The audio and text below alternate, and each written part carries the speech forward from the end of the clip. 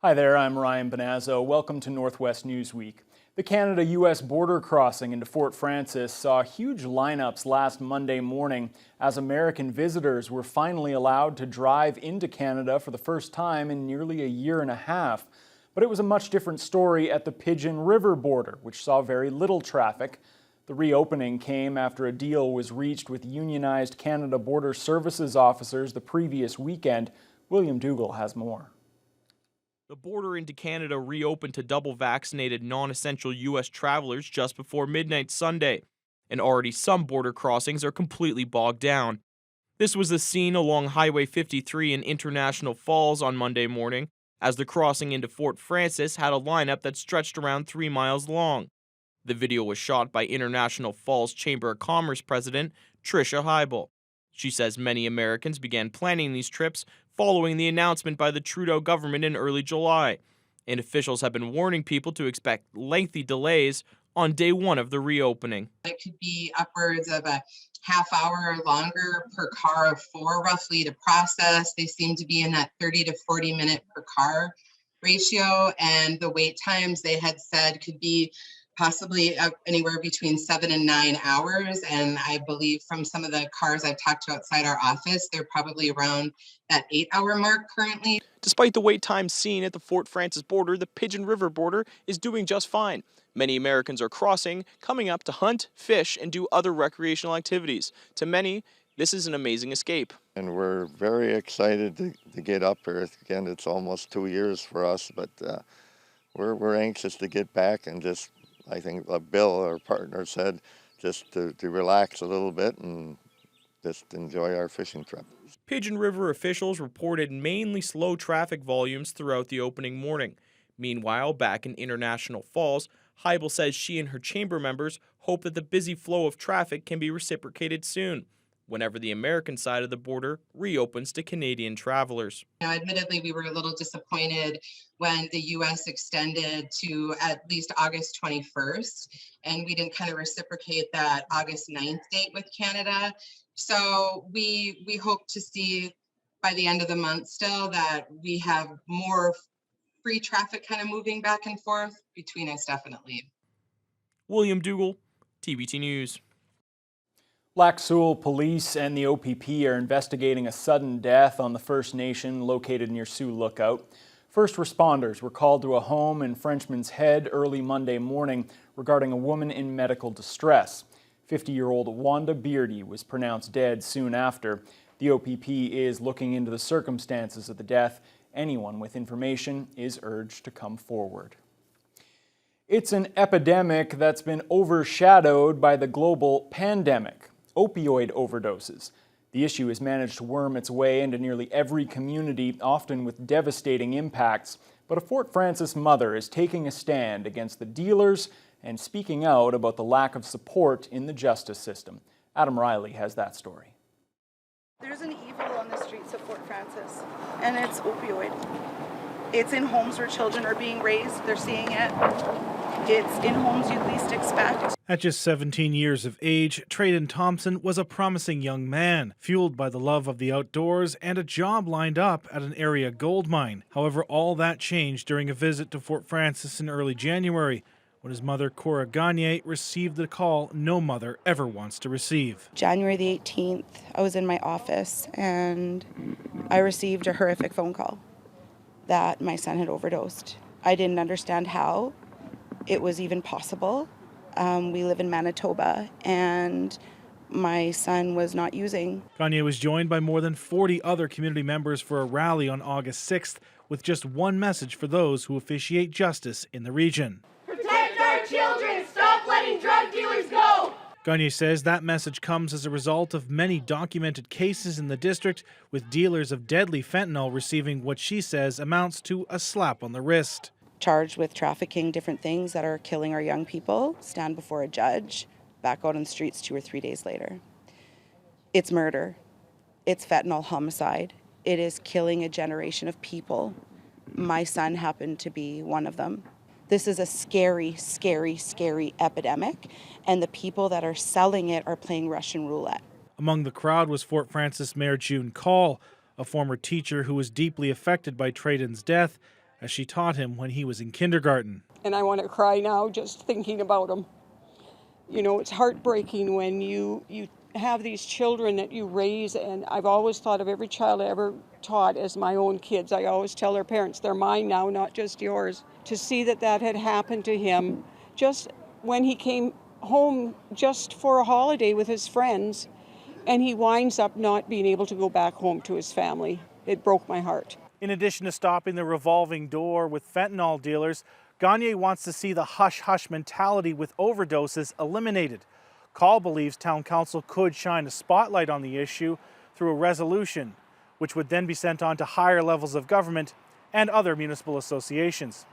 The investigation into Trayden's death is still ongoing, and anyone with information is asked to contact police. Adam Riley, TBT News. Fentanyl continues to plague other communities across the Northwest as well. According to Public Health Ontario statistics for the Northwestern Health Unit, there were 9 opioid-related deaths in that area in 2019, and preliminary data for 2020 indicates there were 6 over the first 6 months of that year. Data provided by EMS in the Rainy River District shows call volumes for suspected opioid overdoses nearly doubled over those 2 years, from 4.2% to 8.2%. Jillian Lunny is the manager of sexual health and harm reduction with the NWHU. She says COVID restrictions have made it even more difficult to provide proper support to tackle the opioid crisis, something that was already a difficult task even before the pandemic began. I have an 18-year-old son, and he goes to parties, and in my mind, there shouldn't be opioids at that party, but I don't always know. So he has a naloxone kit with him everywhere he goes. I know it can be a hard thing to want to do, to talk to your kids very realistically about this stuff, but it can certainly help protect them. After a 2-month election campaign, the Anishinaabe Nation has elected its newest Grand Chief. 41 of the 49 Nan chiefs cast their votes on Wednesday, and the results were announced live during the annual Kiwewin Conference.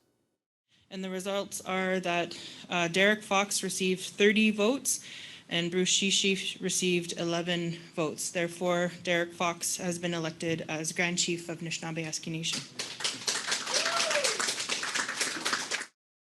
After spending the last 6 years as a deputy Grand Chief, Derek Fox from Bearskin Lake secured enough votes to take over the top job. Fox will serve a 3-year term, succeeding Alvin Fiddler, who stepped down this year. In his first public address as Grand Chief during the final day of the conference, Fox says he's ready to get to work. We would like to celebrate the fact that we were elected. We must acknowledge that we have a lot of work to do. We have so much work to do. We have recent findings, as many of you know, of grave sites. This is a sacred role, and I will not take that for granted.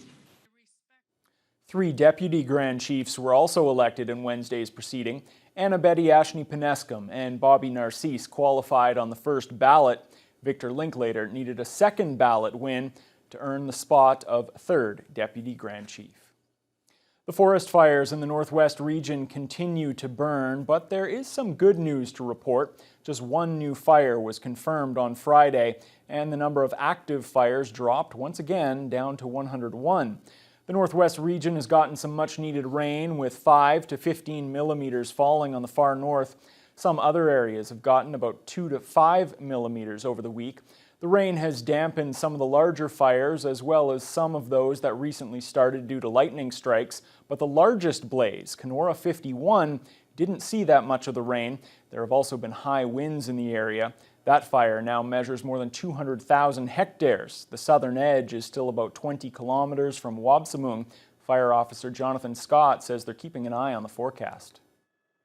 Over the next few days, they are looking at, the clearing skies and warmer temperatures, and also winds as well should pick up. So that may cause more lightning fires to emerge throughout the Northwest region. And with the heat rising once again, the hope is still for more rain throughout the region to help fight those fires. The repatriation of evacuees from 3 First Nation communities has wrapped up in Thunder Bay. More than 1,000 people from Poplar Hill, Deer Lake, and Pikangikum were able to return home last week after the fire conditions improved significantly in those parts of the region. William Dougal has more on that. After a month-long stay, the First Nations of Poplar Hill, Deer Lake, and Pikangikum are finally able to return home. The communities evacuated during the beginning of July at the peak of fire season.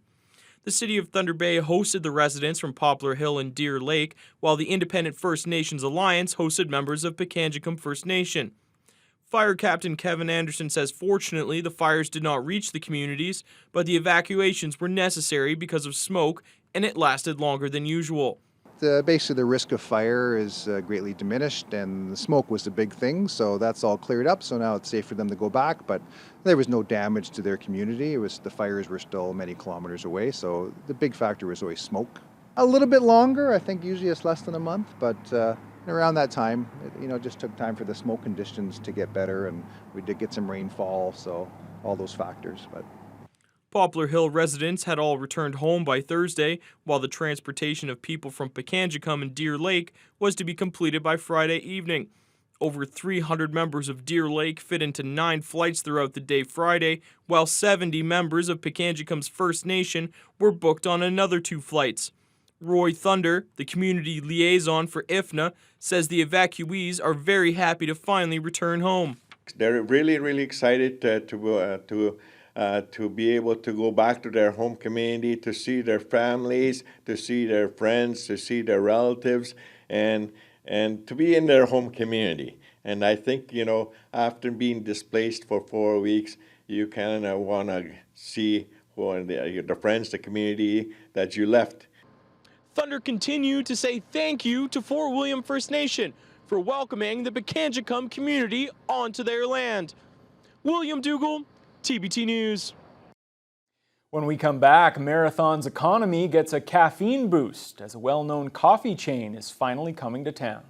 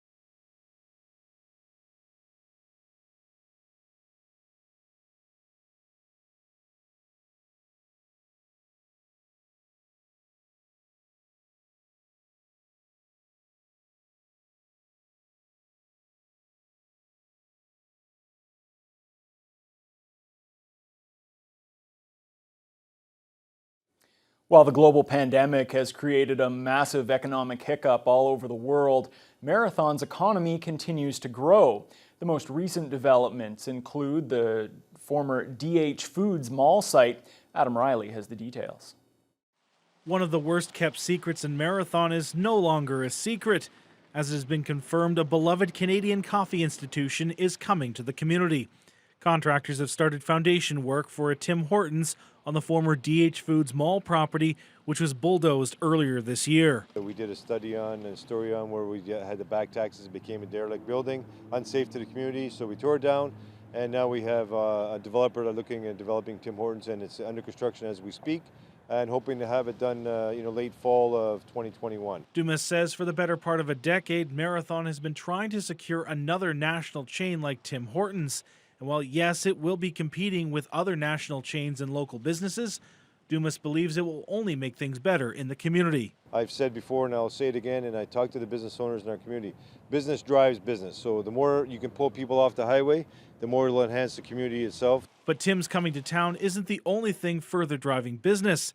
Ballard Construction, the company that has been tasked with building the east-west tie, a project worth almost $1 billion, has extended its lease to several properties in the community, including the former mill property being used as a laydown yard for new towers, a garage for storage and repairs to Ballard equipment, and the former school property, which acts as a base camp for the 300 employees working on the project.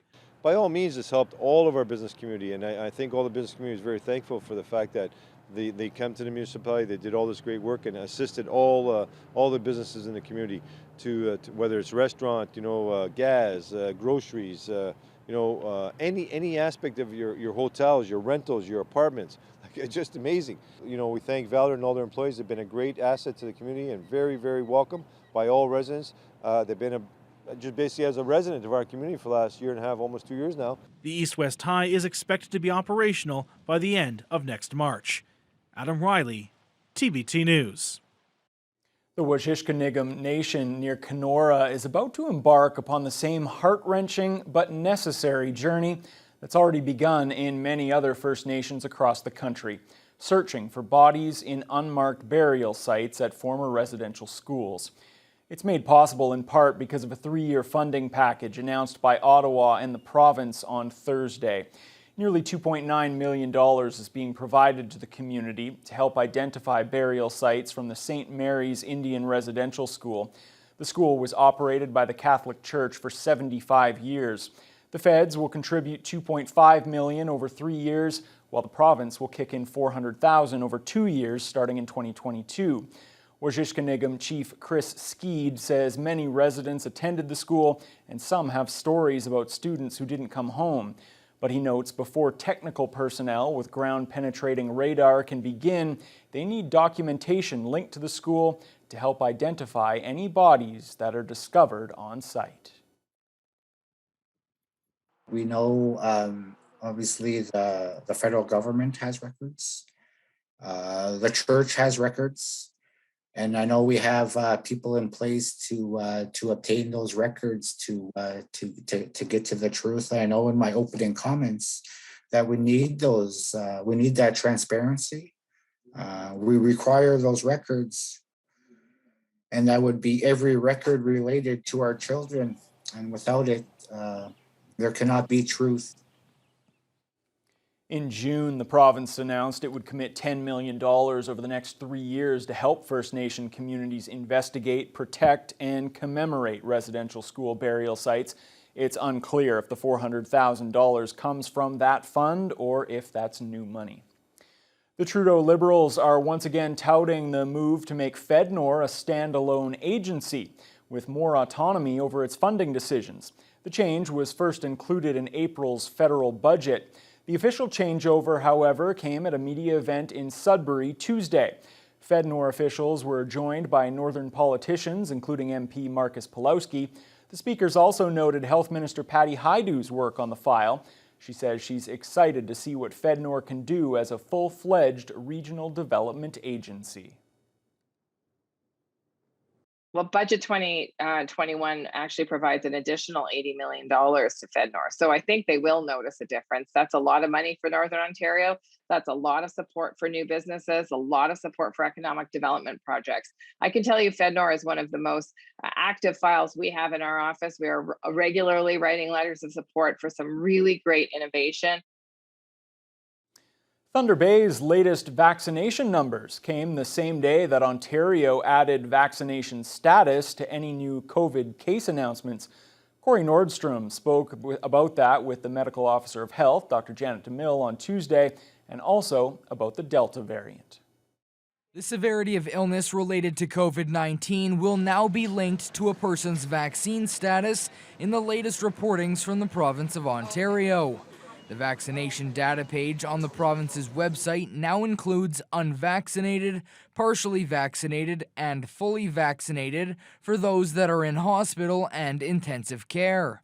The district's medical officer of health says the new data reporting format will show how effective the vaccines are at fighting off serious illness. I think the most important measures are looking at people, for example, who have serious illness that require hospitalization and like ICU admission, and just compare those, because that's the real where these vaccines make a real difference. Don't expect the local numbers to include the same details. DeMille says with so few cases, they're wary of breaching privacy for the few COVID-positive individuals. At this time, because our numbers are so low, we haven't sort of looked at doing that. But I think it is something, if the numbers go up, that might be worthwhile to do. The low numbers are specifically 5 active cases of the virus, and DeMille confirms that some of those are the more threatening Delta variant. The first 2, I think, happened in April, so it's been 8 during that time. And of course, it does take a little while to get that confirmation. And the 2 that we reported yesterday were both Delta. The Thunder Bay District has noticed a slight incline of its active cases recently, something the medical officer of health is concerned could increase as more restrictions are loosened. What we've seen is people who have been traveling, so they're going to other jurisdictions, somehow acquiring the virus, and then they've either returned here because this is where they live, or they're people that are coming into the area. Corey Nordstrom, TVT News. Coming up after the break, Kenora swimmer Gabe Mastromateo returns from his first Olympic Games. Stay tuned.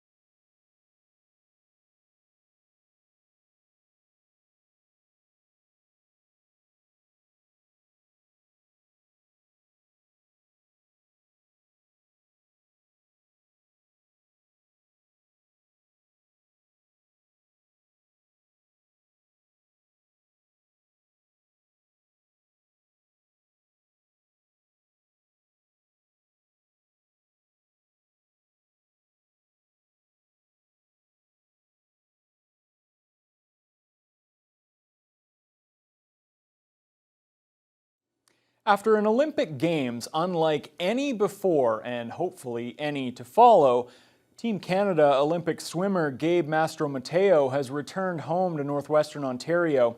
The Kenora native raced in 3 events in Tokyo, and while pandemic restrictions kept it from being an ideal Olympic debut, he says that was a one-of-a-kind experience in and of itself. It wasn't everything, I guess, people imagine an Olympics to be, but it was still an amazing experience. And it was pretty cool to be a part of an Olympics that'll probably never be kind of the same. Now, these are highlights from the Olympic qualifiers, not the games themselves, but at Tokyo 2020, the 19-year-old placed 38th in the 100-meter breaststroke, 13th in the team 4x100 mixed medley relay, and he helped Canada make it all the way to the finals in the 4x100 men's medley relay, placing 7th. The University of Toronto product says while he would have loved to have reached the podium, he was happy with how he progressed over his 3 events. It was a very good progression. Each of my swims got a bit faster, and I got a bit better per se, mentally too, not just physically as the meet went on, which I thought was pretty important to kind of figure out.